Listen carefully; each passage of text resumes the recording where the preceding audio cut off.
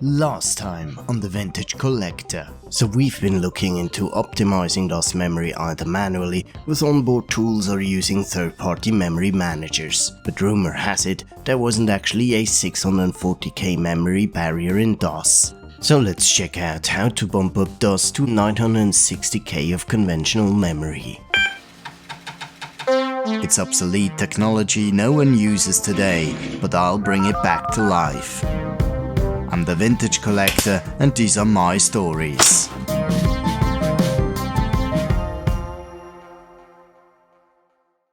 More by coincidence than by actively searching for it, I came across an old article of the German IT magazine CT.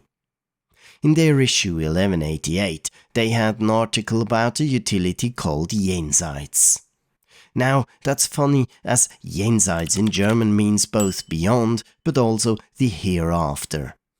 Of course, here's the meaning clearly as being beyond the 640k barrier, as this is what the utilities claim to do, loading drivers into the memory blocks above 640k.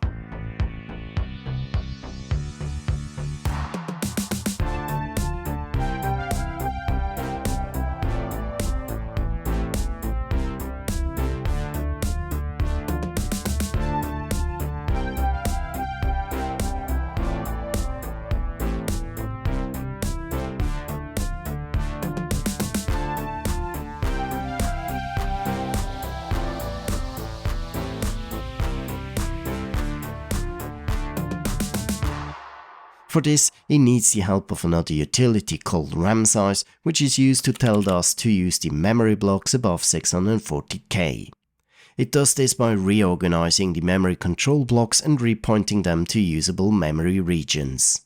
With all these memory managers, why would anyone want to use that? Because most of these memory managers require a 286 or better CPU at a minimum, whereas this hacky method supposedly also works on pure 8088 and 8086 systems.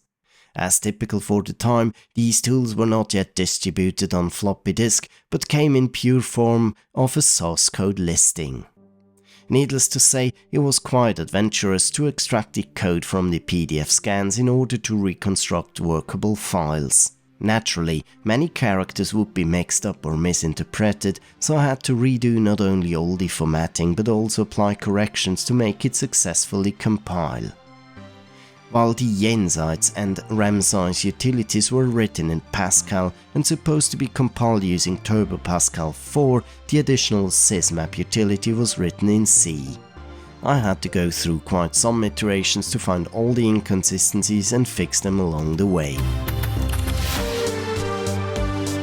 Not always had the error messages been fully helpful, like here when it just pointed to this code block starting from line 71. It looked absolutely fine to me, at least until I found the typo to be up here with the definition, which was pointing to read a lowercase l instead of a plain 1.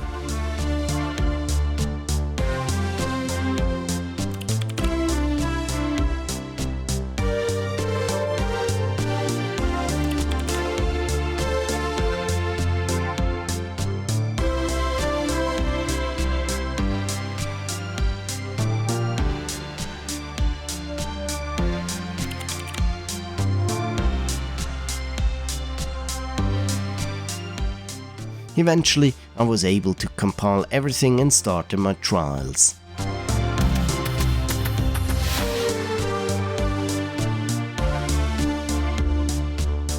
Though at least in the emulation of a compact portable, it wouldn't work.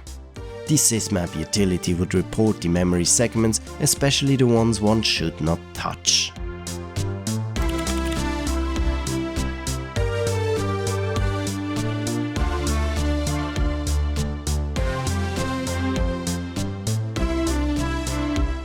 Then it should be as simple as calling up RAM size, with the first argument being the upper segment to use and the second and third argument being the area to exclude, most specifically the memory segment where the video adapter ROM is located.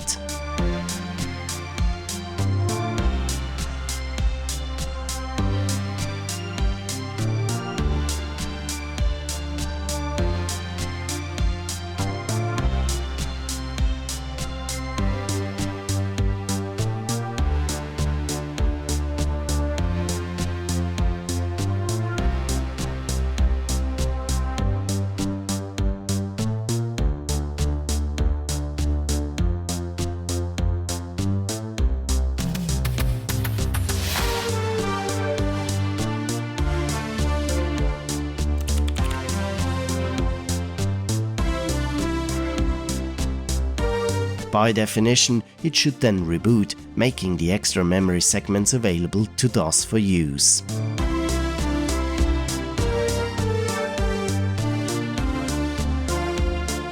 But instead of doing this, it would simply lock up no matter what emulated system I tried. Maybe yet another good example why to use real machines. You bet.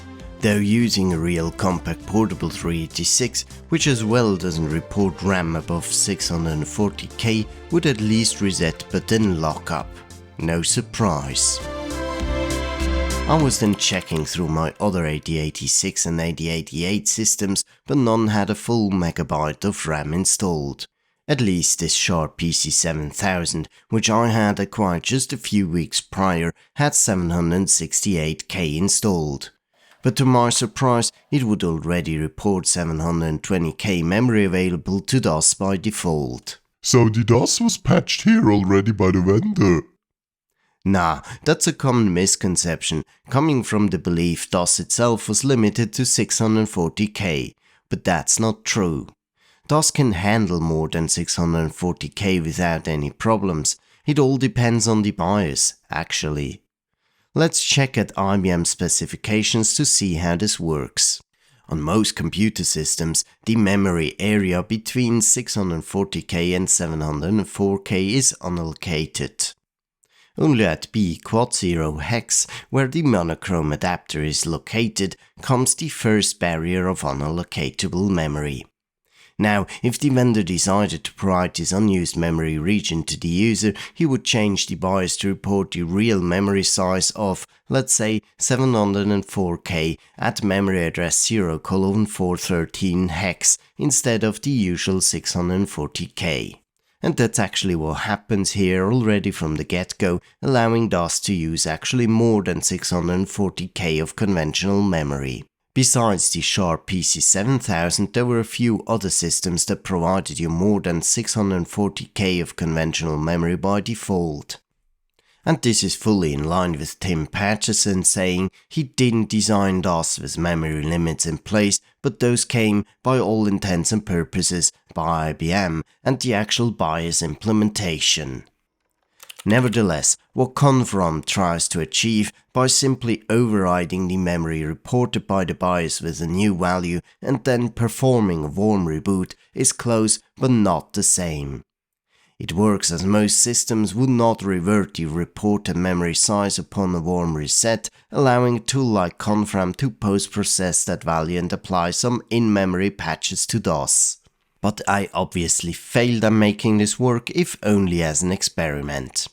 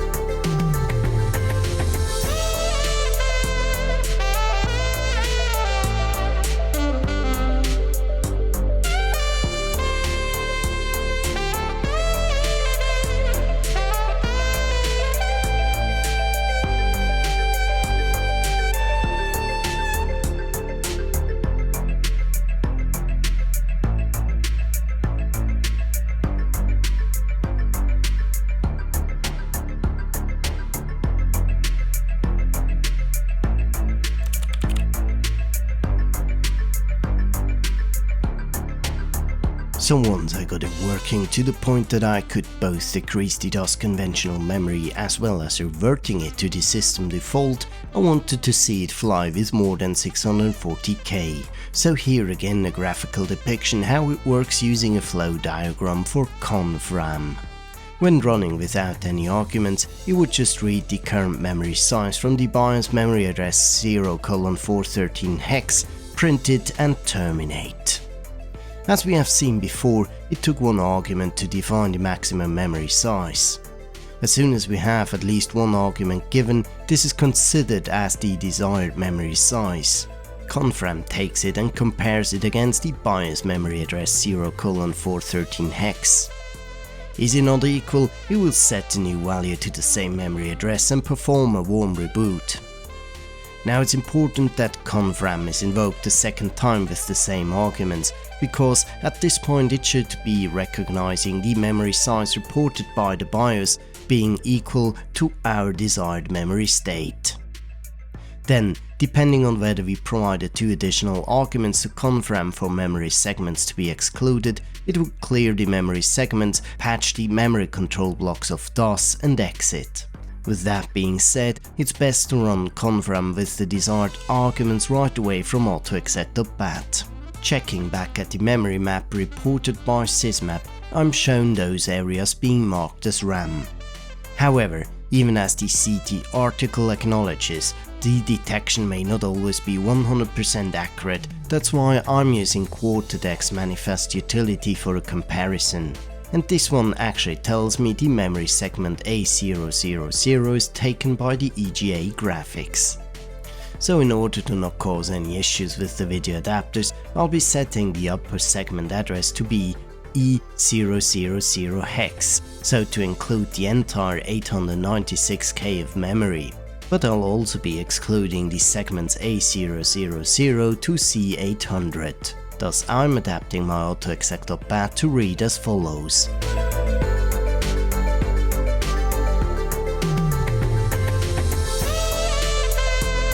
Let's perform a clean reboot. As you see, CONFRAM will be called up first time now, going directly into warm reboot, which will again process upto.exec.bat on startup for the second iteration. As instructed by the excluded segments, it would leave them alone, still enabling me to use a total of 736K for DOS. Sysmap would still report me the overall memory segments as before, not giving any indications on the excluded memory areas.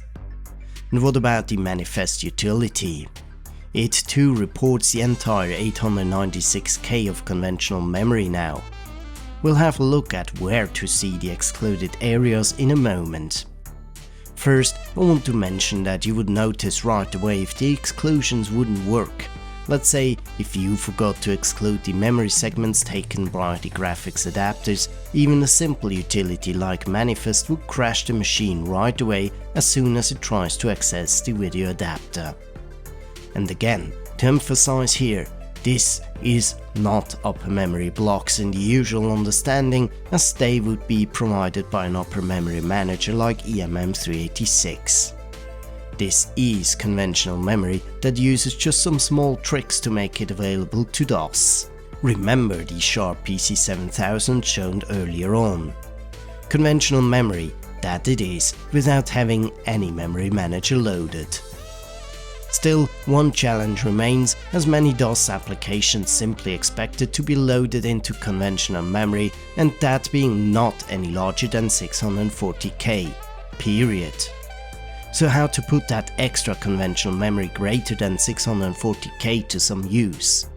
This is where the third utility, the JENSEITS, aka Beyond program, comes into play. This simple program knows just one thing to do. Allocate the entire memory smaller than 640K, so whatever program you pass to Beyond will for certain load into a memory segment greater than 640K. Need proof? Let's instruct Beyond to load the Logitech mouse driver.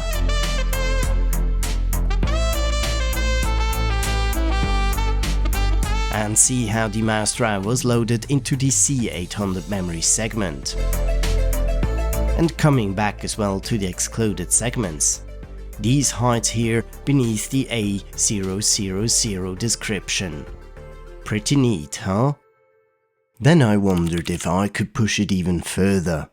As noted earlier on, I didn't add the full 512K of RAM via the memory expansion because it would hide the system ROM. But according to the sysmap and manifest utilities, the E000 segment is actually free. So I was changing the virtual expansion board to add another 64K. Remember, my base configuration has 512K and I'm adding another 448K, that gives a total of 960K of memory. Also, I was playing around with different graphics options, where you see just by switching from EGA to VGA you could theoretically squeeze out yet another 8K. It's also possible, but strongly depends on whether you need graphics mode or not, is to include the memory region A000 to gain even more memory. But again, this would disable VGA graphics mode. So I just leave it at what it is, just with the extra 64K to bring up the DOS memory to a safe but compatible 960K with some 800K usable. So much so for an 8088 or 8086 based system. But since I'm using an IBM PCAT emulation here, it does have the 286, so we can try yet another thing. The 8286 allowed to address up to 16 MB of RAM. And by means of the 820 gate and by exploiting the memory address rollover, it became possible to access the first 64K of memory beyond 1 MB as well from real mode. This became known as the high memory area. Using a more recent version like DOS 5, it's possible to relocate the DOS kernel into said high memory area and free up conventional memory. All you need to do is to load himem.sys and add the DOS equals high statement to config.sys.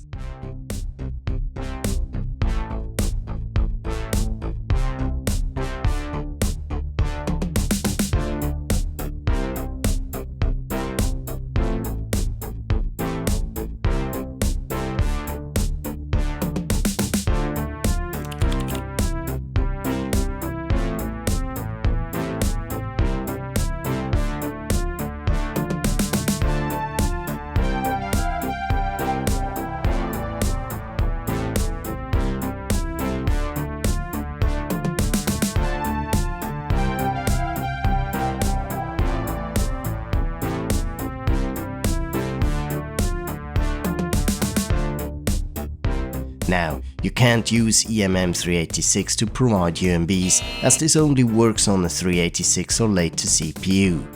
But, using MS-DOS 5, himem.sys and CONFRAM, you get an awesome combination which is pretty close.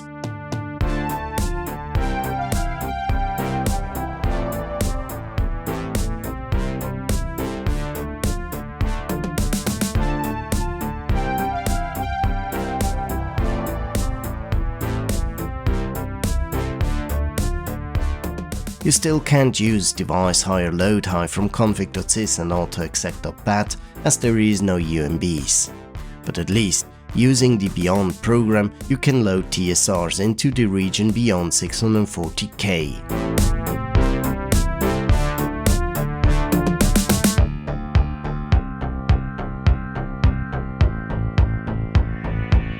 And since the kernel was loaded high, the largest available contiguous memory block has increased from 587K to 623K. Now, if you wonder if it works with another DOS, here's the DOS 6. And while it seems to perform the first stage quite well, it eventually fails because being out of memory. I didn't go into a further analysis, but I imagine the structures of the memory control blocks being not fully compatible. Anyway, I'll put all documentation, the code and compiled binaries to GitHub so you can experiment with it yourself. As you saw, there's a plethora of workable solutions out there to optimize your memory on DOS. One of the leaders in that category is Quarterdeck and its QEMM software. If anything, the clear winner seems to be Quarterdeck's QEMM, quickly followed by PC-DOS 6.1, Netroom, as well as vanilla MS-DOS 6 with MemMaker. and while the latter was not installed to the hard drive by default, it was at least still included in the old MS-DOS folder of the original Windows 95 RTM CD, but then dropped from subsequent releases. What about Windows Me? Windows Me? Well, MS-DOS 8, which lived underneath Windows Me, is a very different beast. Many features were dropped, and the new IE.sys has some drivers like Hyman.sys already integrated and just loads them automatically. While you can to some extent restore the real mode DOS functionality of Windows Me as shown in an earlier video, it won't play nice with any of these memory managers, as most would attempt to replace Hyman.sys and EMM386 by their own and fail. Speaking of memory managers, there's others I didn't look into, like Memory Commander, which seemed to always lock up when trying to read the floppy disk, no matter what.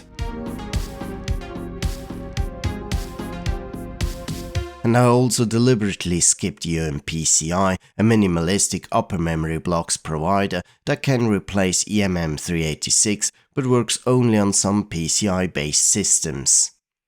Also, I skipped DOS Max, as I understood it was later integrated into QEMM. Whatever you do, don't forget to consider replacing DOS native drivers with some of the modern and more memory conserving alternatives, some of which are even part of FreeDOS. What do you think about it? Which parts did I miss, and what magic tricks to optimize DOS memory did you run in the past? Let me know in the comments below. I'm the Vintage Collector, and this was my story for today. Thanks for watching, and see you again next Sunday. Next time on the Vintage Collector. With the basics on DOS memory management now set, we're almost ready to dive into DOS-based networking using Microsoft LAN Manager, Novell's Personal Netware and Netware Lite, Lantastic and Banyan. But hold on, I think we must look first into building a 10 base 2 Ethernet network.